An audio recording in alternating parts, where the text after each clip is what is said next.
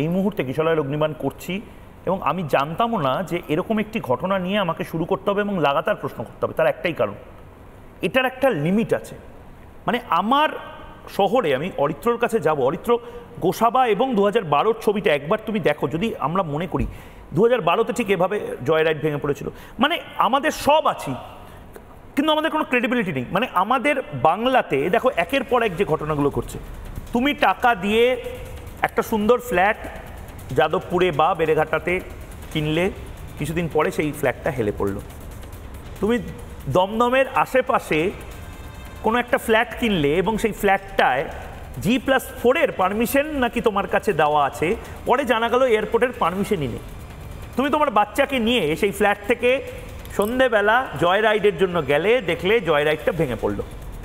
টাকা, মানে আমি বলছি যে কলকাতা শহরে বেরোনোটা বোধহয় এখন সবচেয়ে টাফ একটা জিনিস। তার থেকে ওই তালা আটকে ওই প্রাচীন সময় যেরকম হতো একেবারে ঘরের মধ্যে গৃহবন্দী থাকা, এটাই বোধহয় মমতা বন্দ্যোপাধ্যায় চান। বাচ্চাগুলোকে স্কুলে না গিয়ে, স্কুলে গেলে রেপ হবে, কলেজে গেলে মনোজিৎ মিশ্ররা দাদাগিরি করবে, রেপ করবে, মেডিকেল কলেজে গেলে রেপ হবে, মার্ডার হবে, ল কলেজ বলে বোধহয় একটু কম হলো।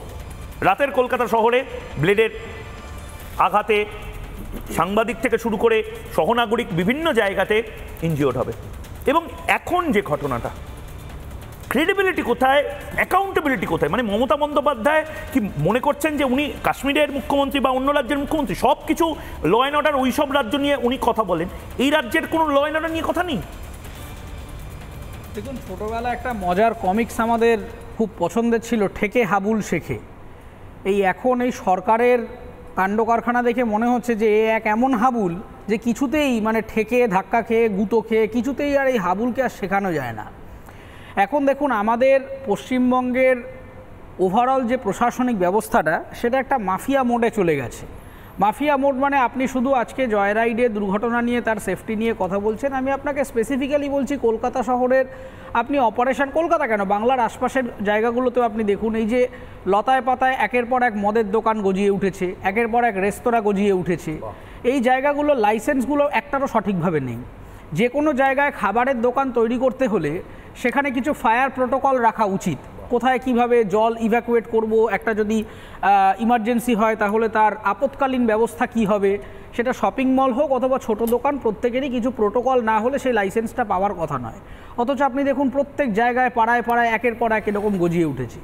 এই যে বিভিন্ন জায়গায় প্রসেসড ফুড বিক্রি হয়, সেইগুলো দেখার জন্য ফুড সেফটি আলাদা অথরিটি রয়েছে, যার স্টেট ডিপার্টমেন্ট রয়েছে, যারা এগুলো কন্ট্রোল করে।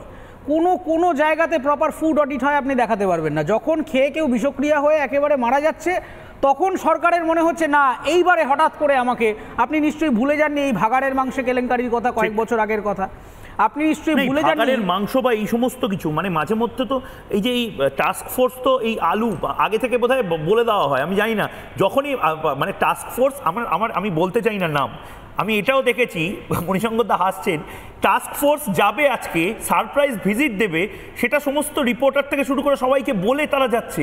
মানে সারপ্রাইজ ভিজিটটা তারা লোক লস্কর মিডিয়া সবাইকে নিয়ে দিচ্ছে। হ্যাঁ, তার কারণ ওটা তো সারপ্রাইজ ভিজিট নয়, ওটা তো আমি ওই ক্লাসে আছি, প্রেজেন্ট প্লিজ, উপস্থিত স্যার, ওইটা বলার জন্য যাচ্ছে যে একটা ডিপার্টমেন্ট আছে, তারা মায়না পায়, তারা কাজ করতে যায়। আপনি দেখুন কিছুদিন আগে কলকাতা শহরে এই যে হঠাৎ এই যে ছাদের ওপর গজিয়ে ওঠা রুপটপ রেস্তোরাঁ বন্ধ করছে একদম, ফিরাদ হাকিম না বন্ধ করলো কখন? একটা বিরাট অগ্নিকাণ্ড হয়ে মানুষজন আহত হয়ে যাওয়ার পর ওই যে ঠেকে হাবুল শেখে, যতক্ষণ না পর্যন্ত না কিছু হচ্ছে ততক্ষণ পর্যন্ত কোনো হেলদোল নেই। আহমেদাবাদে দুর্ঘটনা ঘটার পর তখন এখানে আমাদের মেয়র পরিষদের মনে হলো যে আরে আমরা যে দেদার লাইসেন্স দিয়ে 10তলা বাড়ি তুলে দিচ্ছি এয়ারপোর্ট এরিয়াতে, এটাতে একটা অ্যাক্সিডেন্ট হতে পারে, হঠাৎ একটা নোটিশ বার করে দিল যে না সমস্ত লাইসেন্স বাতিল করতে হবে। এই যে একটা তুগলকি চিন্তাভাবনা যে যখন কোনো কিছু ঘটবে তারপরে আমি একটা অ্যাকশান নেব, এর মূল কারণটা হচ্ছে একটা উদাসীন ব্যাপার। আজকে এই যেটা ভেঙে পড়লো, আমরা এই লোকটার প্রাণটা কিন্তু আর ফিরে পাবো না।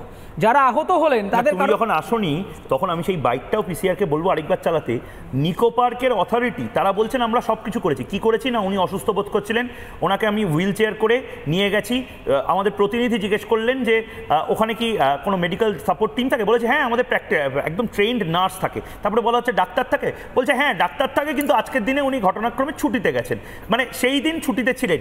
একবার দেখে নিই, তারপরে আবার অরিত্রর কাছে আসছি এবং বাকিদের কাছে আসবো। চমৎকার সিস্টেম। নানা ধরনের কন্টেন্ট দেখার জন্য লাইক করুন, শেয়ার করুন আমাদের ফেসবুক পেজ, সাবস্ক্রাইব করুন আমাদের ইউটিউব চ্যানেল। পাশাপাশি অন্যান্য ব্রেকিং নিউজের জন্য অবশ্যই চোখ রাখুন রিপাবলিক বাংলায়।